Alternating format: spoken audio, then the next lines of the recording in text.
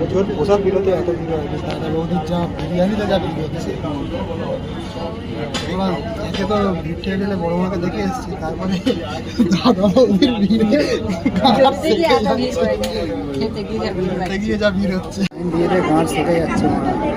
আর তুই তুই কিছু বলে যাও তুমি। না না আমি কিছু বলতে চাই না, আমার গাঁট ফেটে তুমি অরিজিনাল রিভিউটা দিয়ে যাও। আমরা তার ফুড ব্লগার না, হয়ে যাচ্ছি লাইন দিতে গিয়ে। একদম অরিজিনাল রিভিউটা দিও। গুরু এ বলছে দাদার সাথে নাকি বিড়ি খেয়েছি, এই ছেলেটা দাদার সাথে নাকি বিড়ি খেয়েছি।